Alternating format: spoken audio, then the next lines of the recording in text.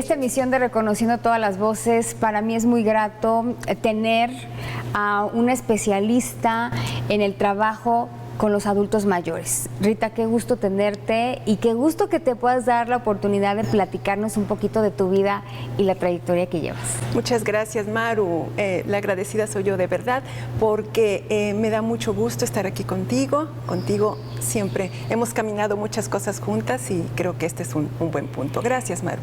Indiscutiblemente, si hablamos de Rita García, tenemos que hablar de esta gran colaboración que has hecho con Radio Televisión de Veracruz ya muchos años, en este trabajo de difusión hacia una nueva cultura de la vida en el adulto mayor, cómo nos tenemos que ver hacia ese panorama y cómo tenemos que tratar a nuestros adultos mayores. Hoy por hoy creo que ese legado que has dejado desde tu labor como médico, como geriatra, como ciudadana, de verdad que ha impregnado a varios sectores de la población, desde tus mismos colegas con quienes has podido participar, interactuar, trabajar estas ideas, estas nuevas formas de llevar la adultez hacia otro camino, el cual era muy necesario, y desde luego el trabajo que haces en la difusión, en el cual nosotros hemos estado involucrados. Pero bueno, Rita ahora es una eminencia, como yo siempre he dicho, en lo médico, pero esta eminencia empezó dando sus primeros pasos muy pequeña, llegando a la ciudad de Jalapa. Tan solo 3 añitos, la ciudad de Chiapas te deja venir a tierras veracruzanas. Así es, Maru. Efectivamente, llego a la ciudad de Jalapa, directamente a la ciudad de Jalapa, cuando Jalapa era todo neblina, todo chipi chipi, y que recuerdo que me llevaban a la escuela muy chiquitita, con un gorrito, pero bien amarrado aquí, hasta con unos seguros y con limón en el cabello, para que estuviera bien fijo. Y tardaban meses. Jalapa era una ciudad de meses, y empiezo efectivamente, nací en Tapachula, Chiapas, hermoso estado Chiapas, pero empiezo a incursionar aquí en Jalapa, Veracruz, por azares del destino. Mis padres se vienen a vivir para acá. Mi padre era de Guanajuato, mi madre chiapaneca. Y entonces empiezo a hacer aquí efectivamente algo muy curioso, te contaré, Maru. Llego y dice mi mamá, no, es que la niña ya sabe leer y escribir, y entonces pues ya no va a ser kinder. Y me llevan a una escuela donde efectivamente dicen, sí, la niña sabe leer y escribir, y muy chiquitita, una chiquitita de trencitas y unos moños enormes, y empiezo a hacer el primero de primaria, muy chiquita.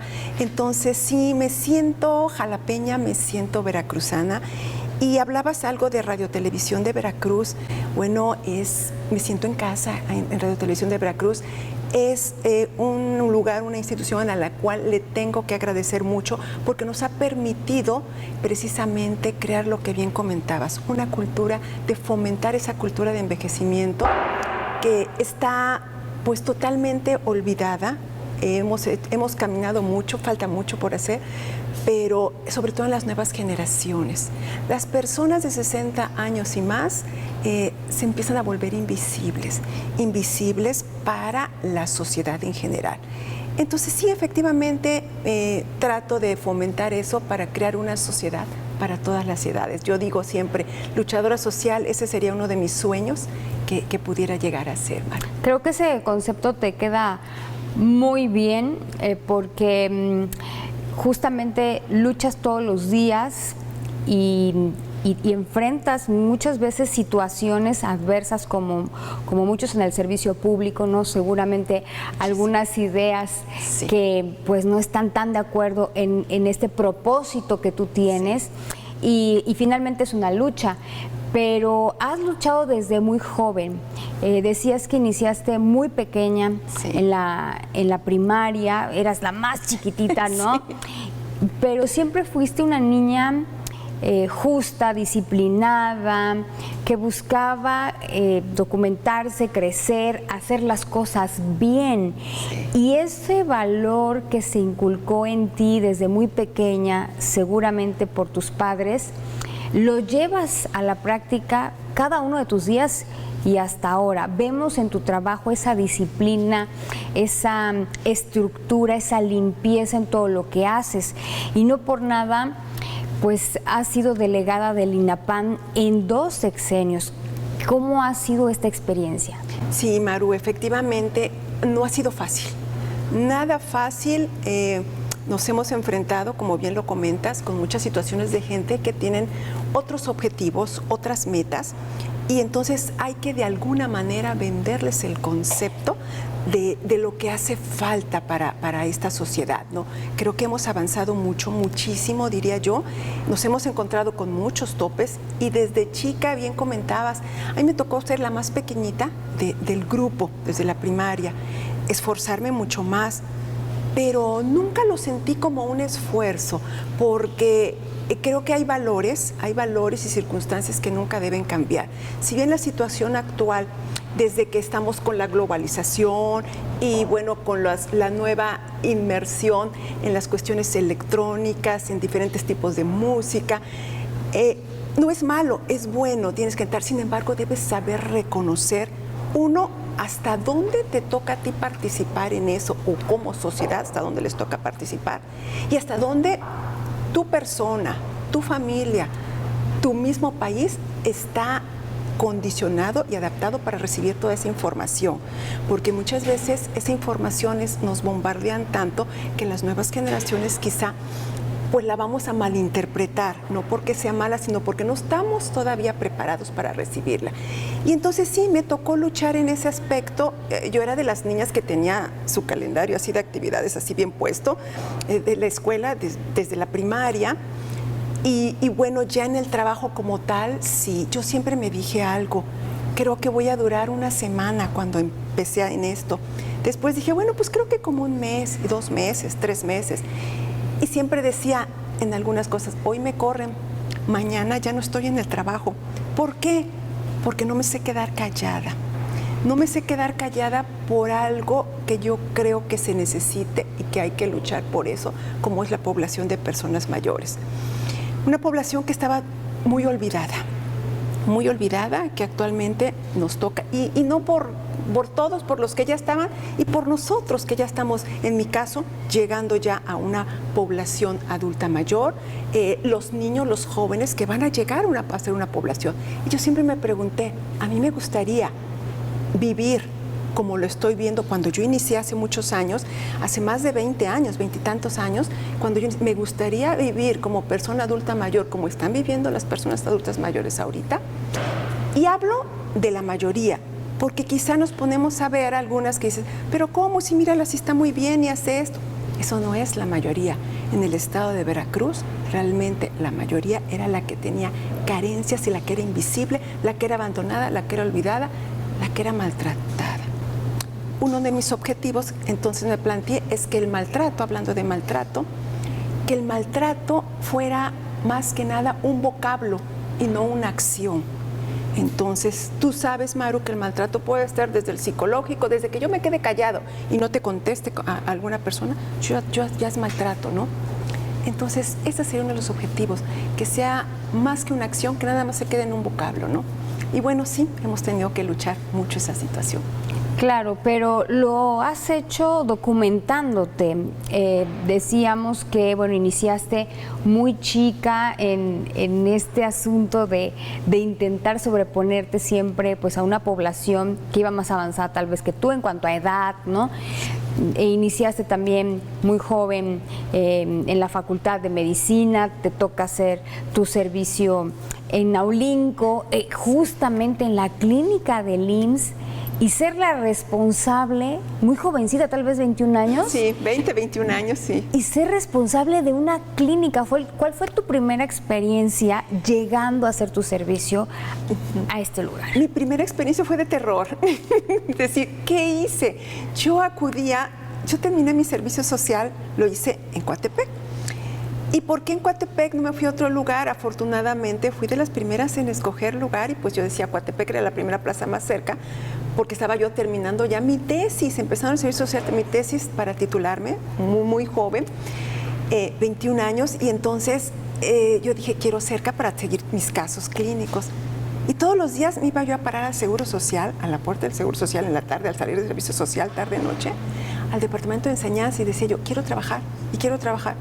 Me correteaba y me decía, es que están haciendo tu servicio social, yo quiero trabajar. Hasta que un día me dicen, a ver, ya me cansaste, Rita, ya me cansaste. ¿Quieres trabajar? Sí. Te vas a Naulinco. ¿Quieres? Sí. Ah, pero hoy te tienes que presentar hoy. Y era el mediodía y yo me tenía que presentar antes de las 3 de la tarde, ¿no? Y te toca guardia porque vas a hacer guardia hoy. Y dije, bueno, yo había ido a Naulinco a pasear, a comer, ahí al restaurancito muy famosito de por ahí y toda la cuestión. Dije, pues sí voy. No sabía ni de dónde salían los transportes, pues a buscarle, en qué me iba, todo. Llegué y cuando llego, pues yo te digo de terror, y veo la clínica hasta el fondo de Naulinco, solitaria, toda de cristales todo alrededor.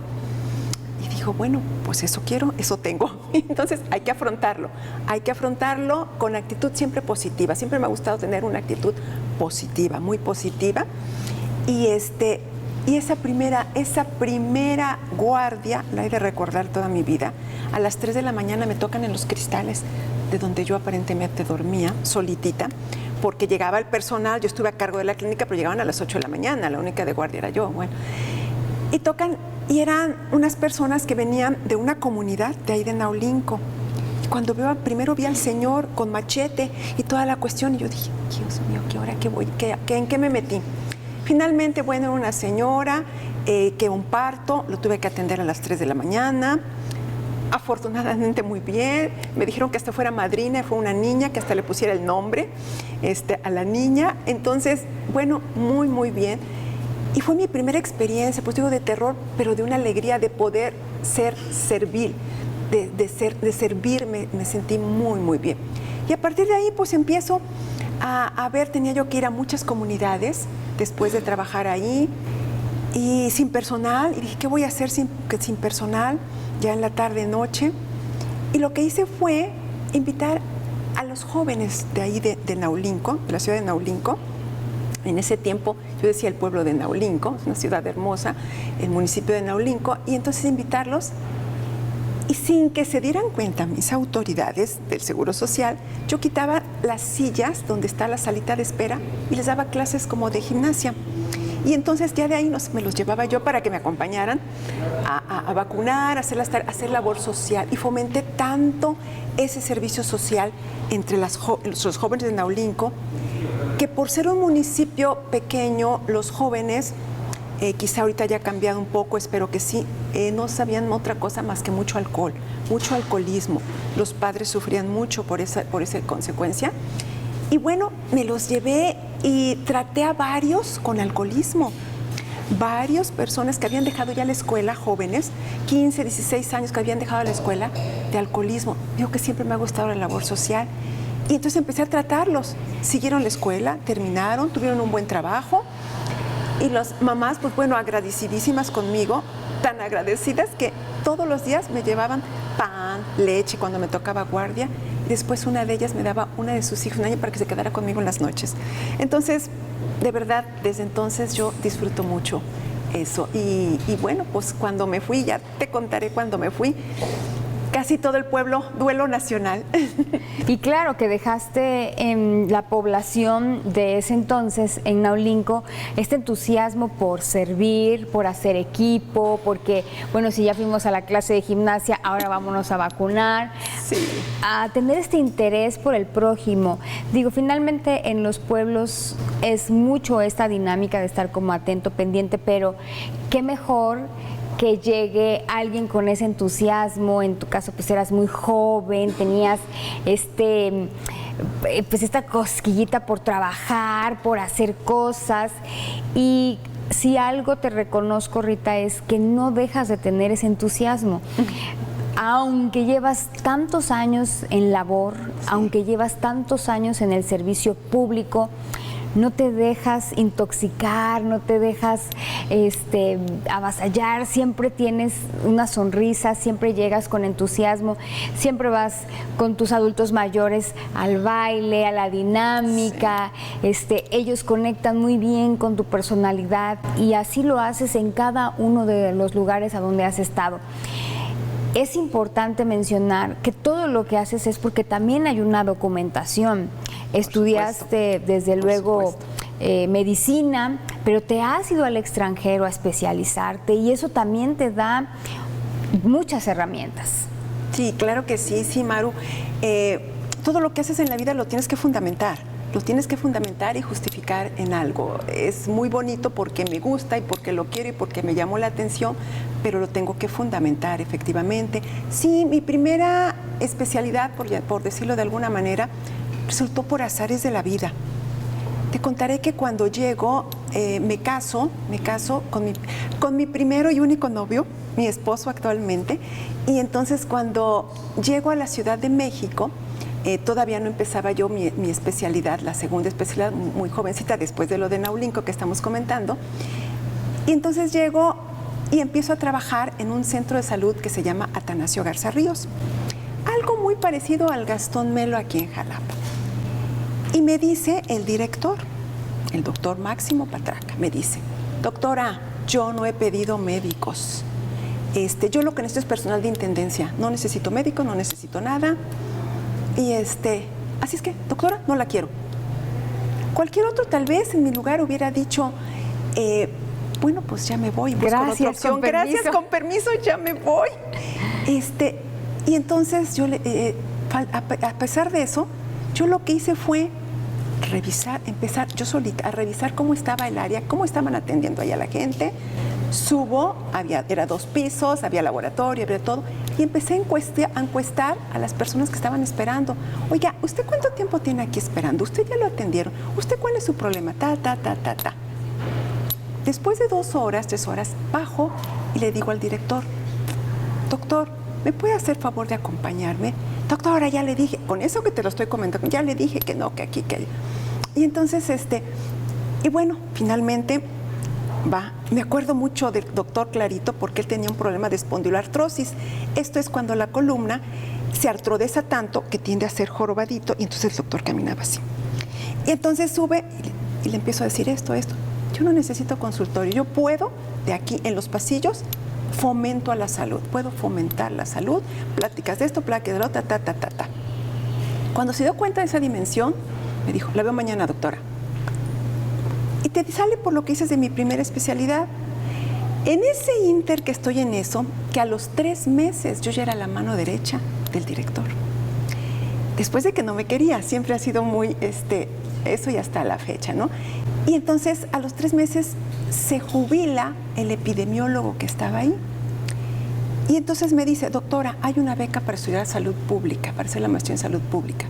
La maestría en epidemiología. ¿Quiere hacerla? Sí, pero tiene que ser fuera de su horario. Sí. Pues bueno, pues digo que fue por azares. Me ha servido tanto saber de estadísticas, de pensar, de ver, de evaluar, me sirvió mucho. Y bueno, y de ahí pues termino eso, sigo trabajando con la intención y firme intención de siempre ir a Francia, a París, a estudiar lo que hago ahora, lo que es la reeducación funcional y ergonometría de las personas mayores. Me meto en francés, en el IFAL, Instituto Francés de América Latina, y empiezo porque tenía que tener primero curricularmente completo el idioma de francés.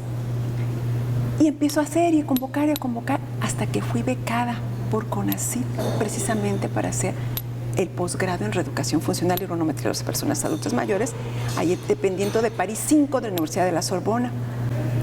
Y bueno, y ahí empiezo a hacer, y así mis fundamentos, y he tenido la oportunidad de ser invitada y convocada a participar en muchos congresos nacionales e internacionales. Estuve en Colombia, estuve en Estados Unidos, y entonces llego a Israel, a pesar, como que comentaba, de que ser un país que ha tenido históricamente una batalla y quizá un sufrimiento de su población. Te he de comentar que es un país, de verdad, con pasos agigantados en el aspecto de envejecimiento. Wow. Entonces, sí, no nos quedamos de verdad en pañales, ¿no? Entonces, cuando conocí esas fábricas donde te hacen tornillos, donde te hacen tuercas, que están solamente de personas adultas mayores, es maravilloso. Y además son las que han ganado los primeros lugares en la perfección y en el modelaje de esas piezas, ¿no?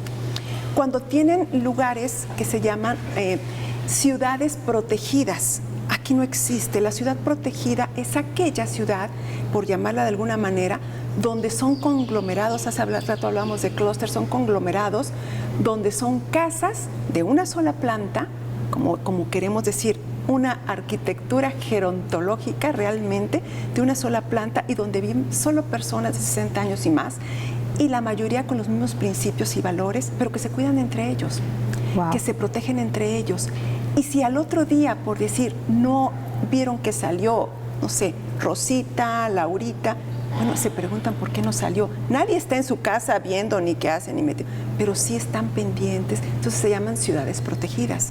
Entonces, de verdad, el ver todo esto, pues con más energía vengo a nuestro país, a mi querido México y a mi estado de Veracruz. Yo digo mi estado, aunque nací en Chiapas, mi estado de Veracruz, donde me he desarrollado, pues a querer plantearles todo esto. Sí me enfrenté y me he enfrentado y me sigo enfrentando con muchos topes, sí, bastantes. Por lo que te comentaba, las metas, los objetivos, los municipios, los cambios de administraciones, cada quien trae su forma de trabajar, no porque una esté mal y otra esté mejor, otra esté peor, no, es porque son administraciones diferentes, son formas de trabajar diferentes, pero quiero dejar esa huella, que el objetivo sí sea el mismo. Uno, solidarizarnos por una población que envejece y crear una cultura para todas las edades, una sociedad para todas las edades. Claro, es necesario, así como tenemos que cuidar a las niñas y a los niños, garantizar sus derechos, así como tenemos que cuidar a la clase trabajadora, quienes todos los días, pues de alguna manera estamos en contacto, trabajando y demás, así también tenemos que cuidar, proteger y garantizar que nuestros adultos mayores, ya que han hecho un esfuerzo, dedicación con sus labores, tanto de casa como ya muchos que se han retirado del servicio también laboral, pues garantizar que tengan una vejez plena, que estén saludables, que vivan cómodos, que no se cuarte su libertad de acción, de expresión, que muchas veces hoy en día se ve limitada. ¿Por qué? Porque en las nuevas dinámicas no nos damos el tiempo de atender, escuchar, vigilar que ellos estén bien, qué necesitan para estar bien. Tal vez están dependiendo de algún medicamento, de alguna herramienta para caminar, ¿no? En tu caso que te toca justamente dar este tipo de seguimiento, ¿no? Muchas veces a adultos mayores que pues ahora requieren un bastón.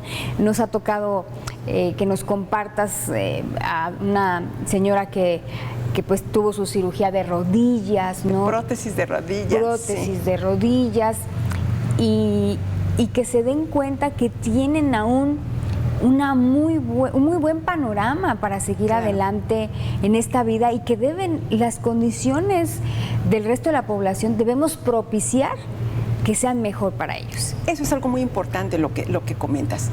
Ellos pensar que efectivamente vejez no significa enfermedad. Vejez no debiera significar soledad. El jubilarse tampoco debiera significar inactividad. Al contrario, es una oportunidad, todas esas etapas de la vida, para hacer cosas que quizá no pudiste hacer en etapas anteriores, porque por las prisas del trabajo, tengo a mi cargo una familia, un niño, esto, el otro, entonces por las mismas prisas, ¿no? Entonces todas las edades hay que vivirlas de la mejor manera posible. Y efectivamente la sociedad que no nos corresponde todavía o no nos llegamos a esa etapa, pues hay que apoyar esta de alguna manera, ¿no?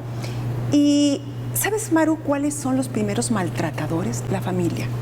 La familia. Entonces hay que llegar a la familia, a esos núcleos familiares, precisamente para evitar todo este tipo de situaciones.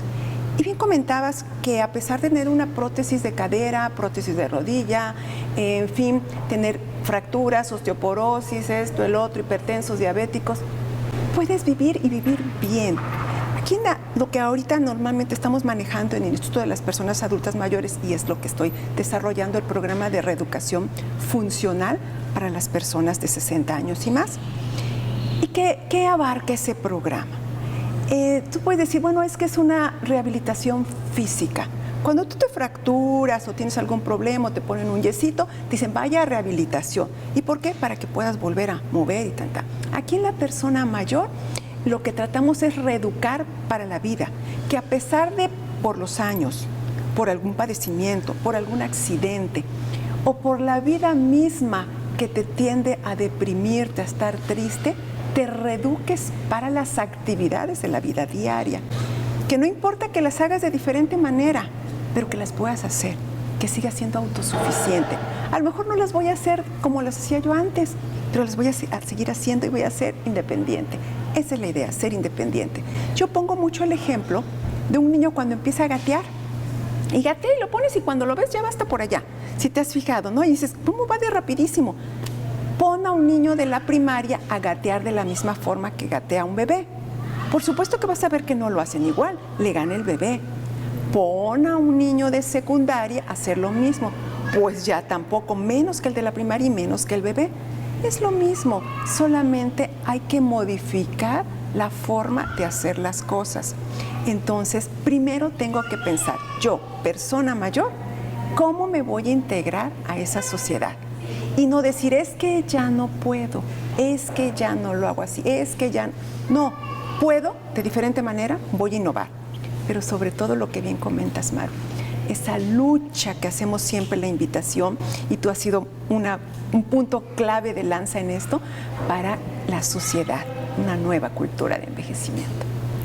Pues nosotros encantados de ser parte de esta difusión que haces, Rita, porque sabemos que no solo es en Radio y Televisión de Veracruz y desde luego TV+, sino que has intentado abrir estos caminos y estas oportunidades para que más y más conozcamos esta nueva dinámica que es la reeducación. Y felicitarte nuevamente por este trabajo que haces con mucha voluntad, con entusiasmo, pero con este valor que tienes tan arraigado que es servir a los demás. Esta es tu casa, siempre lo será, Rita. Gracias. Y para nosotros es muy grato contar contigo. Siempre que queremos hablar de adultos mayores, estás puesta, estás dispuesta. Y pues hoy ha sido un gusto compartir en Reconociendo Todas las Voces. Muchísimas gracias, Maru. De verdad, gracias a ustedes, gracias a Radio Televisión de Veracruz, porque esta oportunidad que dan a través de Rita, pero realmente es oportunidad que dan a las personas mayores, me hace que cada día que ustedes me dicen un tema, vamos a hablar de esto, no es porque yo ya me lo sé y voy y lo platico, cada uno me hace prepararme cada día más para aportar con fundamento. Muchísimas gracias. Gracias a ti, Rita. Un gusto estar contigo.